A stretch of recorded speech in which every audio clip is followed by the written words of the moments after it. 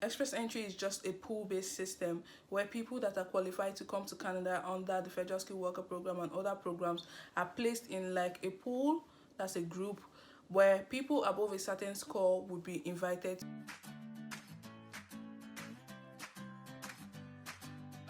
Hey guys, you're beautifully welcome to my YouTube channel again. If you're new, you're welcome. Please hit the subscribe button down below and be sure to turn the post notification bell on so you can get notifications each time I post a new video. And if you're not new, you're welcome back again. Thank you very much for watching my videos and thank you very much for subscribing to my channel. Please take a moment to share this video with your friends and family and all the groups you're on presently. And if you enjoy watching this video, don't forget to give it a thumbs up, leave a comment down below and share with your friends as well.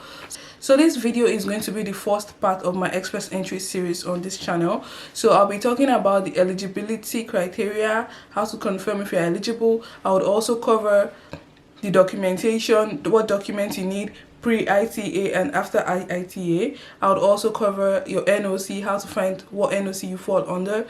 I'll also cover what to do after getting your ITA. That will be the submission and application.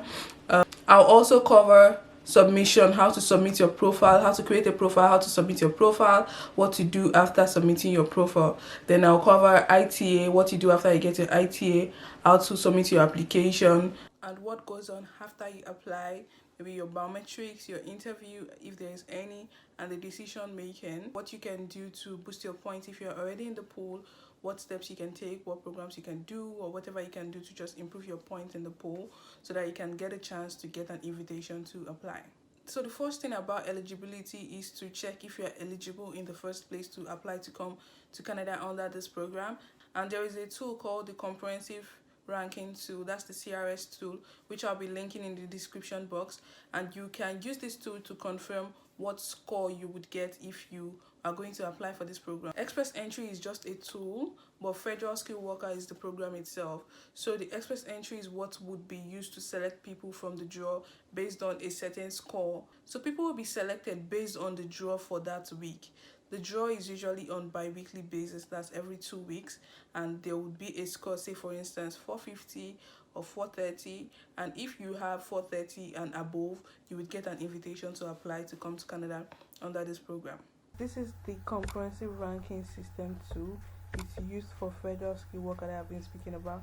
This is the link, I'll put it in the description box so you can check it out. And this tool assesses your skills, your education, your language ability, your work experience, and other factors. Okay, so I'll just be taking some tentative questions just to show you guys how this tool works. What's your marital status? I'm married. Is your spouse or common law partner a citizen of Canada or permanent resident? No. We're all in Uganda together. Will your spouse or common law partner come with you to Canada? Yes, for sure. I'm not leaving my wife in Canada. How old are you? Let's say 28. And what's my highest level of education? Let's say I have a master's degree. Have you earned a Canadian degree, diploma, or certificate? No, I've not.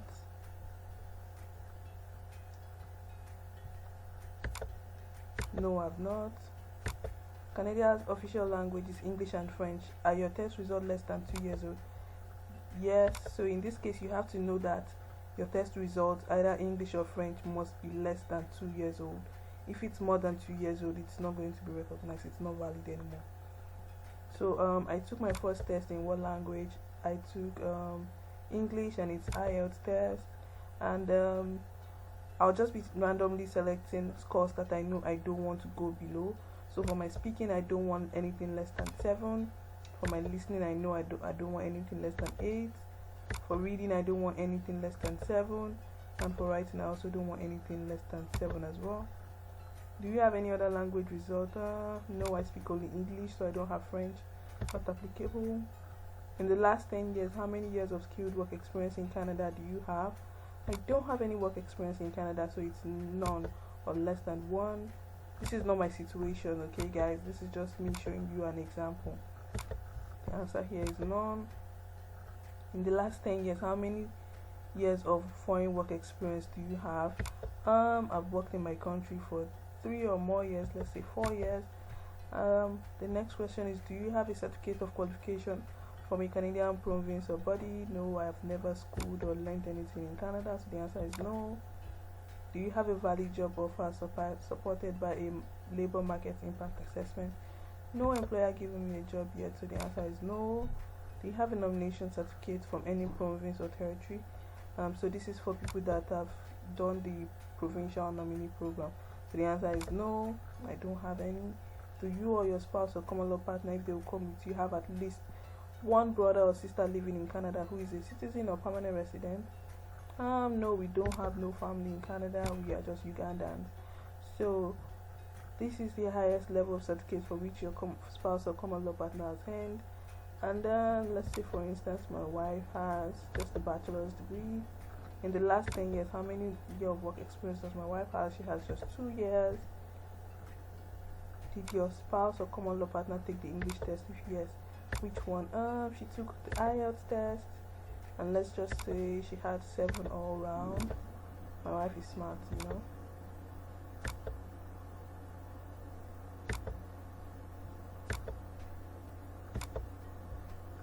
So I'll be calculating my score. Let's see what we have there.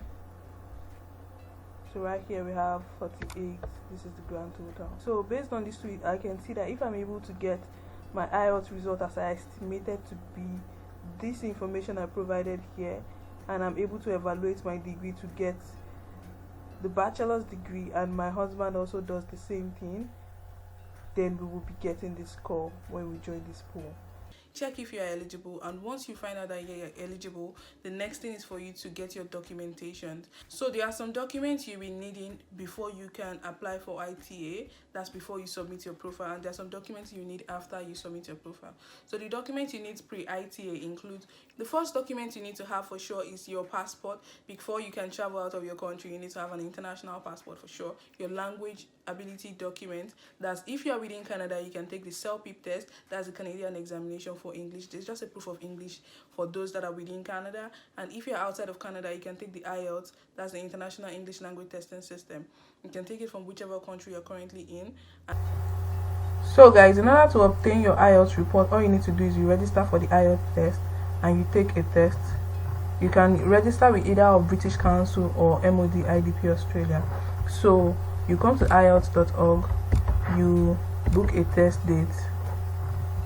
You just find a location, you book a test date by finding a test location. So if you select your country. If you, let's say you are in Nigeria, you select Nigeria and you find test location. So you can choose to either take this test in Benin if you're in Nigeria, or let's say you want to take it in Lagos, Ogudu GRA, or Abeokuta, whichever one. So if you are registering it with MOD, you can follow this link, and that's going to be 72,000 naira. If you are going for the British Council, you can follow this link, and it will link you to the British Council webpage. So you just click on this and you go for the computer giver test. You select the test and you register, and be sure to register for the general training. You're not taking the academic test, and that's that for this one. You can equally come to the British Council website. That's ielts.britishcouncil.org.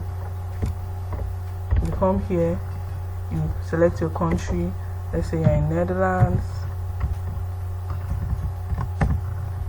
Continue. You select a test month, maybe November or December. Select Amsterdam. You go for the general training and you find the test date. So you register for the test and apply, you make your payment, and that's pretty much it. So after you take the test and you write the test examination, I did a video on IELTS, so I'll link it down below. You can check the video out for resources and material you can use in preparing for your test. To get a good score with IELTS, you need minimum of 8 in listening, 7 in speaking, 7 in reading, and 7 in writing.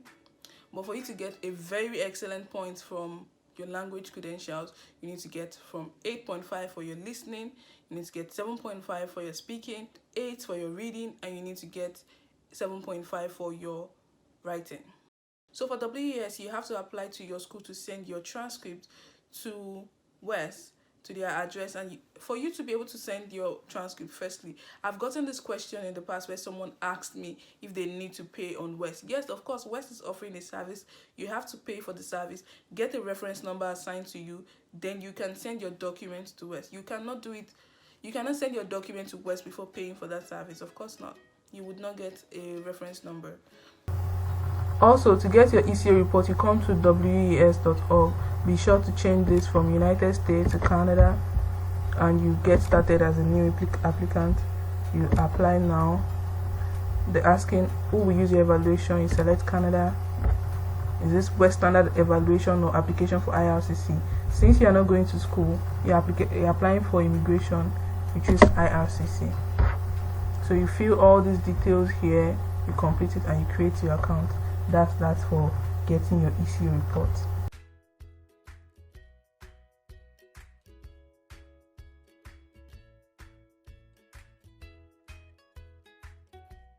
So after confirming your eligibility, you have your documents ready, and you are ready to join the pool. Before you join the pool, there's something very, very important you have to make sure you have done correctly before you submit your profile, which is your NOC. I'll be covering NOC, that's the National Occupational Classification, in the next video. Please be sure to check out this video when it's ready, because it's very, very important. If you select the wrong NOC code, you would be getting a refusal. Trust me on that.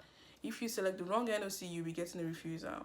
So you want to be sure you are choosing the right NOC for your job description. So I'll see you guys in my next video. If you enjoy watching this video, please be sure to give it a thumbs up. If you are yet to subscribe, please do so right away. And be sure to turn the post notification bell on so you can get notification each time I post a new video. And I'll see you guys in my next video. Stay confident.